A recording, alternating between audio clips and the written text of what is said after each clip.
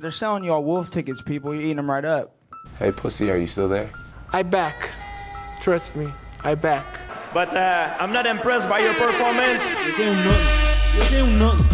Shut your fucking mouth, you'll do nothing. You'll do fucking nothing. Not one of you will do nothing. I'll tell you what, bro. I was out there, I was fighting all the hitters, bro. You ain't fought no hitters. Come on, guys. It's normal. I'm not saying I would fight you. I would kill you. John, do you think I'm just gonna sit there and let you kill me, John? I mean, really? No, don't be scared, homie. I'd like to take this chance to apologize to absolutely nobody. The double champ does what the fuck he wants. I'm gonna beat you into the living death. I mean, maybe that's your job, but where I come from, people like that get slapped. That's fucking illegal. Next year, you just shook up the world. How's that feel? Hey, I'm not surprised, motherfuckers. Yeah, this is a simulated death match. And you haven't simulated anybody's death yet. I said it last year. We're not here just to take part. We're here to take over. What is the game plan going in against him? The game plan is you go in there, hit him with some good shit, don't get hit, and come home with a pocket full of cash. Who the fuck is that guy? Everybody's on steroids. The whole UFC, everybody. I'm gonna go home tonight. I'm gonna drink a Coors Light.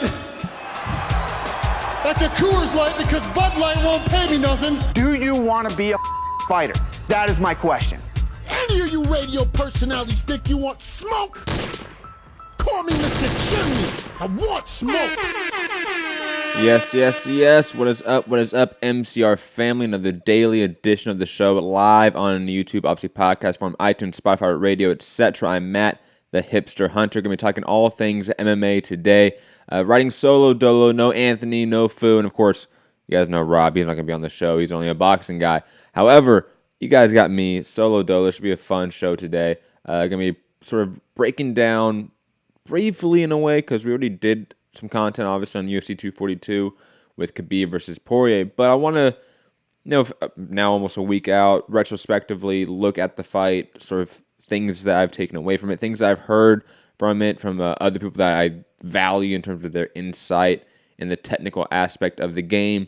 A lot of sort of takeaways in that main event to, again, talk about. And, of course, previewing this upcoming card this weekend, Donald Cowboy Cerrone versus Justin Gaethje, which I think is predominantly been a one-sided fight in terms of who you pick, but should be a fun fight. And, of course, other news throughout the MMA world and UFC world right now, Colby Covington has come out and really sort of broken down in detail why the Kamaru Usman negotiations for UFC 244 broke down and why we now have Nate Diaz versus Jorge Masvidal as the main event. We're going to look at what he says, sort of what we can take away from it, whether he is right, wrong, whether it, really matters at this point in time, all that fun stuff, plus other sort of tidbits in the news cycle. Hit the like button, share the show, subscribe, patreon.com/Mixed Combat Radio, and call in 323-870-4051, press 1 to get in the queue.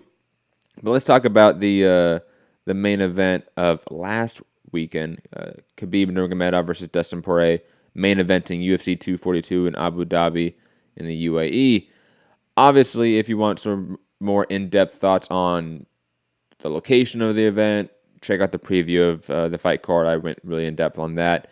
If you want maybe even a good, real breakdown on the fight, obviously check out the live fight chat. But I'm going to just sort of take away some things I saw from the fight as I've watched it a few times now, that, maybe it's not necessarily new information, but I think we can all safely say we now have more of a confirmation, so to speak, of the information that we did know.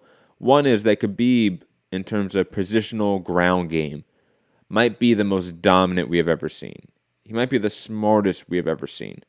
His ability to basically have an answer to every single facet of grappling and the positioning of grappling specifically is otherworldly. Like, it really is. Like, we can look at maybe guys like Damian Maia, Fabricio Verdum, who else? Even guys like George St. Pierre in a way. Even go like way back, like Prime, Tito Prime. Even guys like Kevin Randleman, obviously, with the great collegiate and amateur wrestling background that he has. But Khabib is just on a different level, it seems. Like, he has an answer to everything. Whenever Dustin tried to scramble out, try to post up on the cage and get out, try to lock up in a submission, Khabib was 2 or 3 steps ahead of him every time. And not only that, his ability to control those moments of movement, moments of fluidity on the ground is, again, otherworldly. I don't know if these other grapplers that we can talk about as some of the best grapplers of all time in MMA, that they have that specific skill. You know, Verdum has, or I should say had in some way, because he has been fighting, obviously, due to a PED suspension, a knack for locking up submissions off his back. Again, otherworldly ability to do that. Damian Maia, on top, was a suffocating ability, similar to Khabib in a way, but he was always so much more geared towards, I'm trying to take the back, I'm trying to get a choke. While Khabib he wants to dominate you on the ground in every conceivable way. And I think a lot of guys are now sort of worried about how do you deal with that. And it's, shout out to Connor Rebush and the guys over at Heavy Hands, good friends of the show. Go obviously support their show as well. Great MMA show, by the way. Great insight into like the technical aspect of the game, especially striking. I know it's MMA, but they're striking heads, and they talk a lot about boxing. So for all of you boxing heads out there listening to it, there's some good content there as well. But, you know, they likened it to almost like a prime, like Ronda Rousey in a way, where the opponents almost instinctually and naturally, when they went to the training camp and started to, you know, get ready for Ronda, instinctually started training defensively, both from a strategy perspective and from a tactical perspective. It was always from a place of defense. How do we defend the armbar?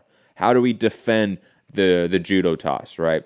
Khabib might be in that same way, where I think a lot of people now are training not to necessarily beat him, but to defend from him.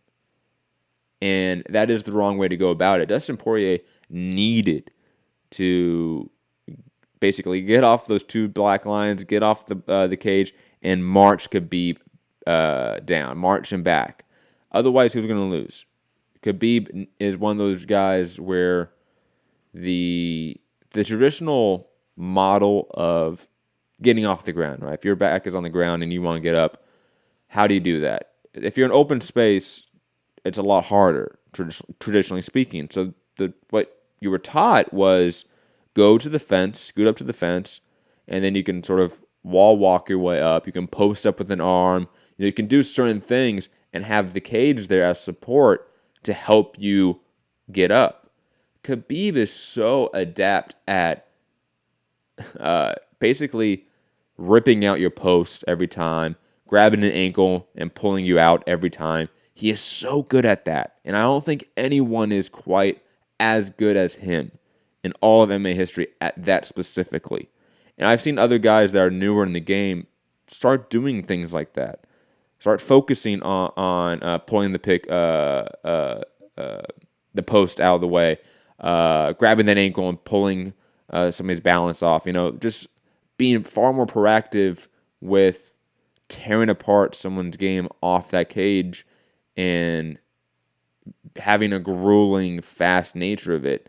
And on top of that, certain things that we now know about Khabib that I think we knew before, but now, again, is more confirmed. He's such a fast guy. Technically, he is not the best when it comes to striking. Even when it comes to initiating grappling exchanges, sometimes he sort of just, you know, grabs his opponent. He sort of just walks forward and just lunges forward in a way, and that is susceptible to counters. But Khabib is so fast when he does it that he just explodes past your counters explodes past whatever you think you could do. And on top of that, like I've sort of said before, you're so afraid of the grappling, the takedown, that you aren't really expecting someone that fast. You're not in the mode to really counter it. You're in the mode to be defensive more so. It's going to be fascinating to see who can beat Khabib, because really there's only two guys that are out there that could beat him.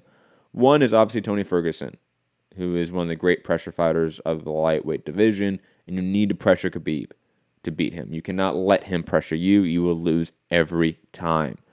On top of that, if Tony does get to the ground, we talk about guys that from a pure, when we were breaking down the Dustin Poirier fight, one of the things that led me to go, hey, Dustin may have an avenue of victory here, is that he has a real natural ability to capitalize on moments. He may be losing a round, but there's a moment for him to strike or to lock up a submission. He will attack it. Tony is that way in spades, and so I definitely think Tony Ferguson could beat Khabib. I don't know if it's fair to say that yet, because, if you look at the last time Tony Ferguson fought a fantastic, or not even fantastic wrestler, just like a guy that is, his game is predicated off of wrestling and grappling, was Danny Castillo. And that was a rough night for Tony Ferguson. Tony Ferguson can get controlled and dominate on the ground. And Khabib could still outmuscle him, outgrapple him in every facet of the game. So I don't know if even Tony could beat him. And from the striking standpoint, I think while Khabib's striking obviously is not anywhere near Tony's, both guys don't necessarily have the greatest defense. Both guys are highly susceptible to getting hit. But Khabib is far more focused on slipping shots, maybe throwing a shot or two. But all of that is a goal of getting close into a certain space to where he can initiate a grappling exchange. And Tony Ferguson is much more of a fluid, I'm just going to jab, work combinations, and see what I can do, maybe some spinning strikes, whatever it may be. And there's a lack of overall strategy behind it. And that's another point that I wanted to make. And again, shout out to Conor Rebush, who made this point on Heavy Hands. But the idea of strategy and tactics, strategy being the why are you doing what you're doing, tactics is being how do you do what you do, right, in terms of fighting. If you're sort of trying to say, how do I, or saying, look, this guy goes, he doesn't fight well going backwards, okay, so you have to press when going backwards. How are you going to do that? That's the tactics of the game. Why are you doing that is the strategy. It's because he doesn't fight well going backwards. That's the strategy. Dustin Poirier, I think, lacked both in the game against, or the fight against Khabib. I don't think he really game planned for that anyway. And on top of that, AT&T doesn't really seem to be the camp to try that. I think they notoriously have said, like, we don't game plan for fights. That's an issue. You need a game plan for a guy like Khabib. I don't know if Tony Ferguson is that guy. The only other guy from a stylistic perspective that could beat Khabib right now, and again, it's a possibility. It's not a probability. It's a possibility. It's a very small one still. It's Justin Gaethje, who we're going to talk about soon. His entire game is to pressure you. And if the question is, who is the best guy to pressure Khabib, then let's look at the best pressure guy in the division right now. And that's possibly Justin Gaethje, because that's in his entire game. And plus, I think the leg kicks could potentially really hamper Khabib. There's certain things that he does that could give Khabib a lot of issues. But again, those are the only two guys, and they are just possibilities at this point to beat Khabib. Khabib looks entirely dominant. And to the point of, is Khabib the best pound-for-pound MMA fighter in the world right now? I think it's hard to argue against it right now, because the run he's on, who he's beaten, how he's beaten them. If you look at his sort of contemporaries in that space, it would be who? John Jones, and then who else? Amanda Nunes, probably, and maybe Henry Cejudo, right? those would probably be the four people we talk about. John Jones, historically speaking, is the better fighter, right? He has the better resume. That's without doubt. But right now, at this point in time, who is more dominant within their division? It's a tough one. It's a tough one to pick. It's probably Khabib at this point in time. Just being honest, because he is demolishing guys to the point that we are picking out moments where guys have success. Not rounds where they win. Moments where they have success. Like the moment where Dustin, I think, hurt Khabib with the shot up top, but then Khabib slip all the shots, the combination that followed. Dustin got really overzealous, lost his balance, and Khabib was able to take him down. But again, we're talking about moments here, and that is very Mayweather-esque with Khabib, is that we're talking about moments here where guys have either hurt him, guys have maybe won a round, a la Conor in the third round. But again, Khabib is so dominant in this division, this historically deep division at 155. Yeah, right now Khabib might be the best pound-for-pound fighter on the planet. But historically speaking, certain people are probably better than him. Like we're talking about all-time greats. John Jones still ranks probably far and away above him at this point in time.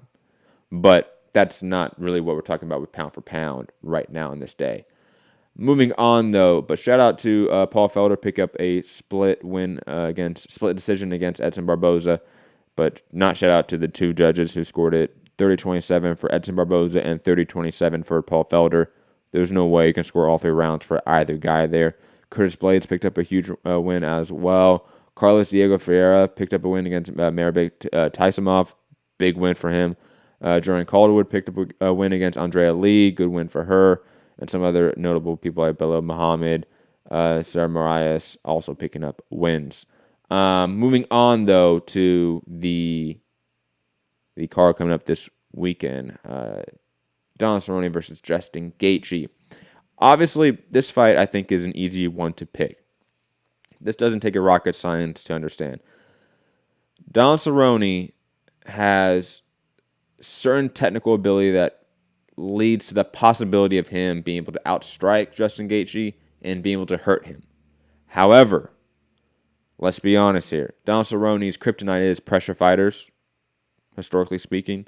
And Justin Gaethje is, again, like I've said in the past, 5 minutes ago, he is one of the best pressure fighters, if not the best pressure fighter in this division. So this is a rough style matchup for Donald Cerrone.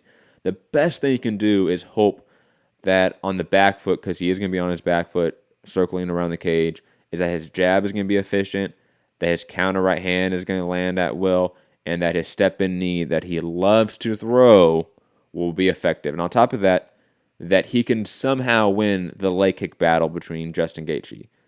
That in of itself is going to be an interesting battle because Justin Gaethje might be the best leg kicker in the division other than maybe Edson Barboza.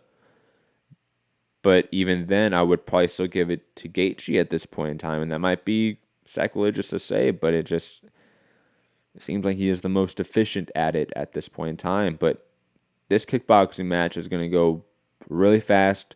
It's going to go really painful for both men.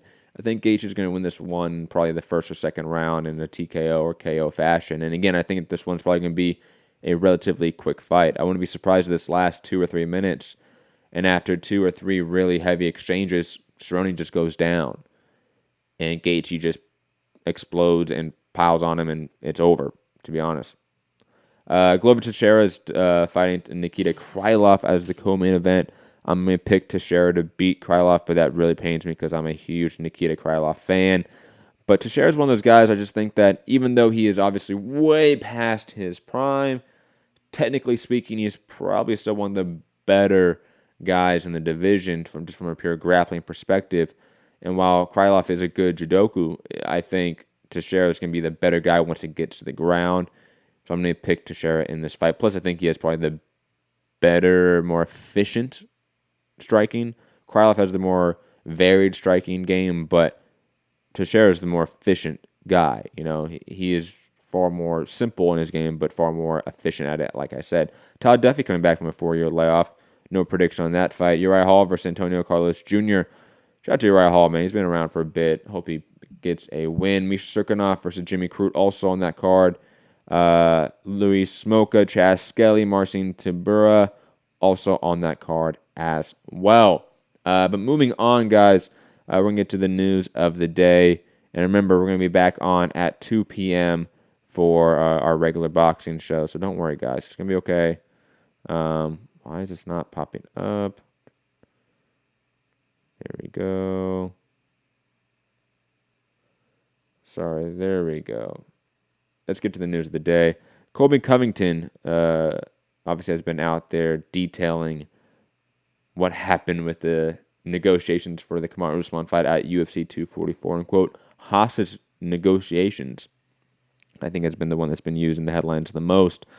But let's read what Colby had to say about the negotiations between him and the UFC, because, come on, let's be honest, they are quite funny. But I will probably defend him at the end of this, I'll be honest, even though I don't like Colby Covington. Colby speaking to MMA Fighting, I think it was earlier this week, saying, what happened exactly was the UFC came to me and offered me a basic challenger's rate. I said no, I'm not challenging. I'm a champion. I've never lost. I just defended my title. I brought in the Trumps. I got a treat from Trump. That's like $3.5 million in marketing. If you break down the analytics of it, in and of itself, just to promote their show, they didn't give me a negotiation. They said, take this or just move on to someone else, which they did. That's not negotiating. That's bad business. And if that's how they want to do business, that's their problem. That's not my problem. This is the article speaking right now, or I think who wrote it. Milan Ordonis of Bloody Elbow speaking here. Covington felt he was backed into a corner by the UFC, which he says urged him to, quote, stand up for what is right. Covington now speaking. They came with these hostage negotiations. They came and say, take this offer or just move on to the next person. That's just not how negotiation works. I read Art of the Deal from Donald Trump. Oh my God, this is so bad. Oh my God, this is so good. I know how to work a deal and how deals work. They're not going to take advantage of me and try to put me in a hostage position where they didn't give me any room to negotiate. That's not fair and it's not right. I've put my life on the line for this company. Went to Brazil, said outlandish things where people literally wanted to kill me. I had gangs and favelas coming after me.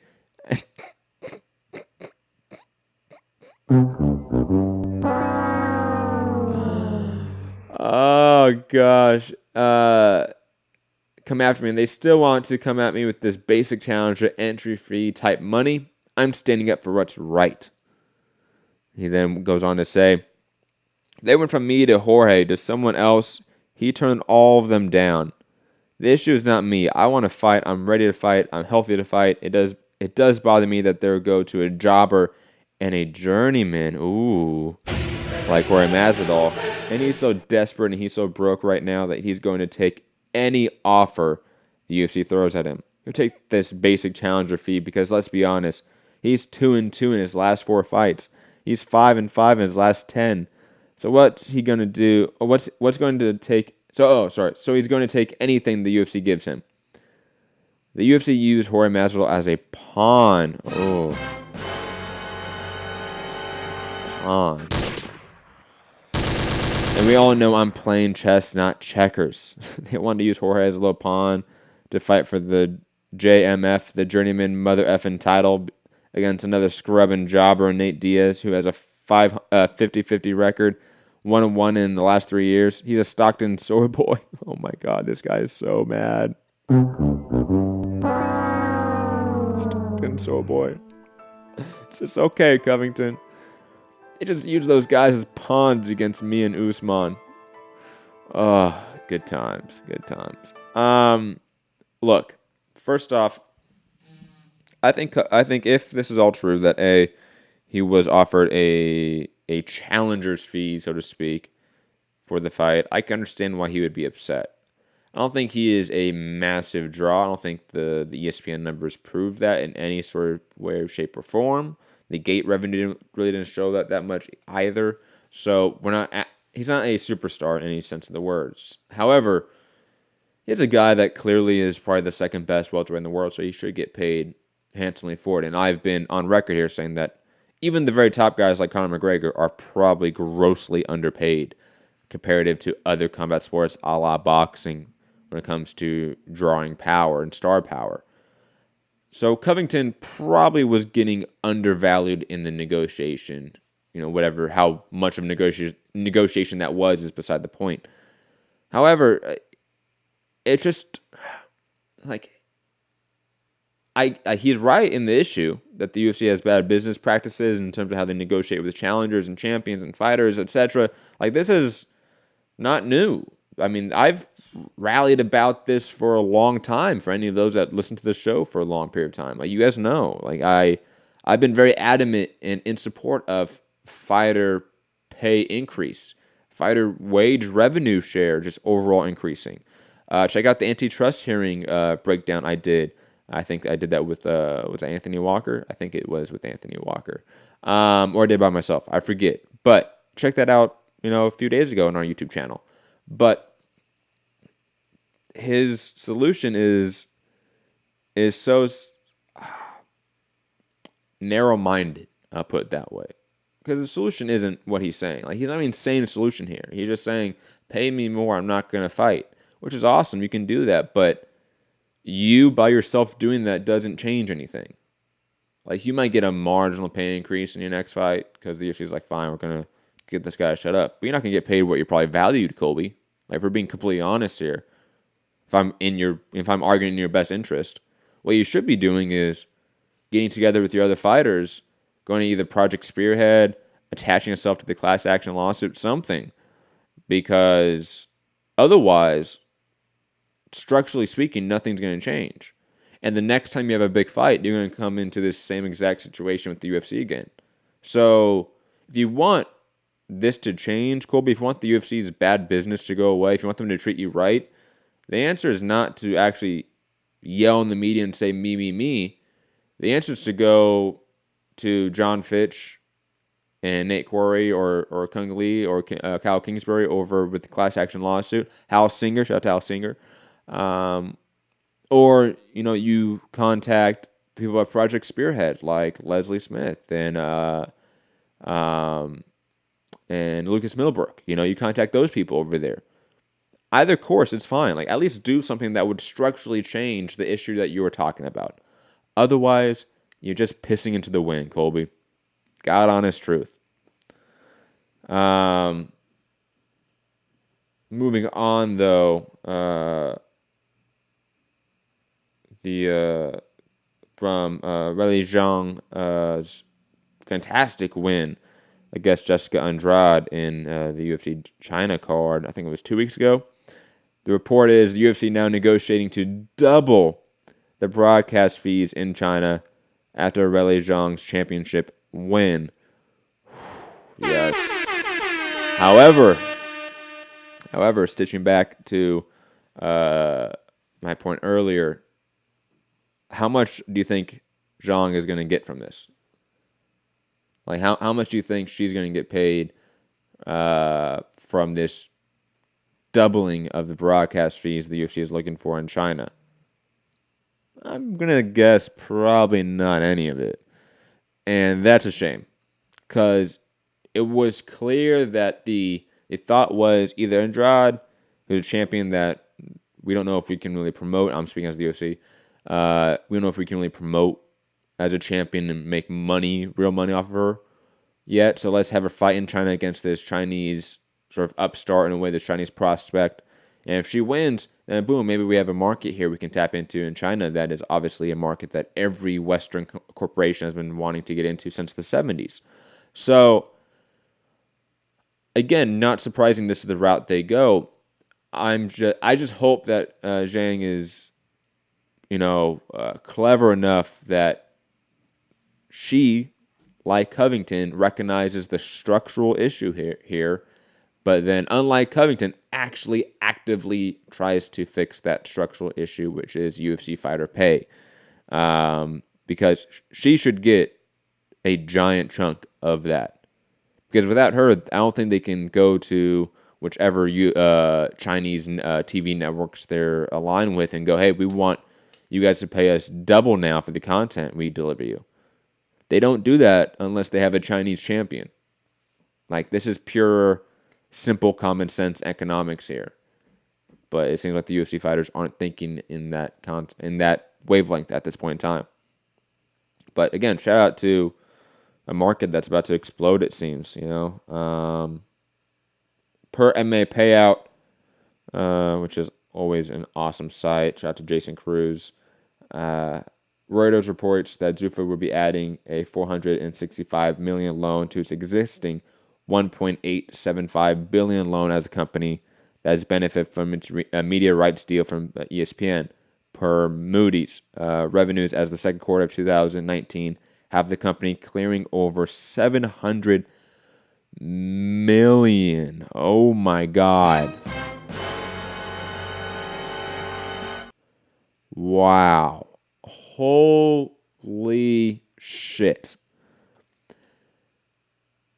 The UFC's revenues now, post the ESPN deal, and let's be honest, post the new ESPN Plus / pay-per-view deal, is through the roof. Because they're making so much money on these pay-per-views when I think historically they wouldn't, because of that sort of umbrella check that the ESPN network has given them for these pay-per-views. And a second quarter earnings of $700 million. Oh my God. We just discussed fighter pay and overall revenues by the UFC in those videos I talked about the antitrust hearings, because a lot of those documents came out. There were multiple years, not too long ago, guys, where they weren't clearing $700 million in the year period. Okay. Now they're clearing it in a quarter. Wow. And obviously the amount of loans they've taken in to expand the product, it's insane, the amount of money that this company is generating right now, and it's funneling. And again, the UFC fighters are getting so little of it. Anywhere from around 20% to 15% of the revenue goes to the fighters. Unlike in boxing, where the average is around 70%. So it's ridiculous now. It just really is. Boxing Junkie saying, Matt, talk about Gaethje calling Conor a dirtbag and a bad father and husband. I thought that was ridiculous. To be honest, like that sounded like Ali Abdelaziz tweeting. I'll be completely honest. This definitely looks like, is that you? What was the guy's name? Legendary or something that I blocked a long time ago? It looks like you in the chat. The new account. On the topic of sort of UFC revenue, there's a fantastic article. I'm not going to go in depth on it because we're just actually running out of time. We have a boxing show coming up at 2 that we have to prepare for. But Josh Gross put out a good article about how the sort of ad revenue is generated from the UFC. And the article's titled From 10,000 to 100 million annually. How big brands eventually warmed up to the UFC. Really good in-depth piece about just like the history of advertisers in the UFC. Definitely encourage everyone to go read it. Plus, Josh Gross is a legend. He's a legend in the journalistic side of the industry. Let's just be honest about it. Even if I disagree with him at times, because I have disagreed with him at times, and we talked about it briefly, but still a guy that I may respect greatly. And again, good piece. You should go check it out. Moving on, Aaron Brodstetter. Shout out to Aaron, man. Good guy. We had a good time in LA for UFC 241. Yeah, that was a fun time, Aaron. If you were ever curious about those who contribute to the UFC's official rankings, someone on Reddit who goes by Nico28 did some research to provide information on the credentials of each voting member. And guys, this is pretty much very accurate, actually. And it is, look, I'll be honest, the only name I know here is Andreas Hale. I know Andreas Hale. There's 14 guys. I think I have heard of maybe a couple of them, but look, I mean, I'm scrolling through right now. Do you guys know these people? No. I think I know Brian Heminger, to be honest. I don't know for sure, but I feel like I know that guy. Cam, I'm not... That's a good one, Cam. That's a funny chat there. But crazy that the UFC rankings are largely controlled by 14 people. A, because it's just 14 people. And B, the 14 people are largely nobody in the industry. On top of that, most of them are even not in the industry at all. Weird. Moving on, last couple topics. You guys want to call in? 323-870-4051. Press 1 to get in the queue. International caller, Skype, Mixed Combat Radio. But Jacare Souza is coming back to headline against Jan Blachowicz and moving up to 205. I like this move for Souza. It should add some life to his career. And on top of that, I wouldn't mind seeing a John Jones, Ronaldo, Jacare Souza fight. I mean, there is obviously a market now for middleweights moving up. Chris Weidman's moving up and fighting Dominic Reyes. So, yeah, I mean, let's have John Jones fight all these middleweights that probably should have been a light heavyweight the whole career anyways. Right? Jay, he's trolling you, man. Relax. Don't worry about it. And last topic of the day, guys, and then don't worry, we're going to be back in about an hour for a boxing show, so don't worry about it. But, guys, he's back. John fucking Lineker. Yes. John Lineker's debut official for One Dawn of Valor in October. Look, you guys know me. I've always kind of shit on like One and Bellator in a way, but John Lineker's fighting, I'm 110% going to be watching that One championship card. 1,010%. But guys, that's going to be it for today. It seems you can find me, Matt Hunter, MCR, all platforms. Hit the like button, share the show, subscribe, patreon.com/Mixed Combat Radio. Yeah, have a good one. Be back in a couple of hours. Peace.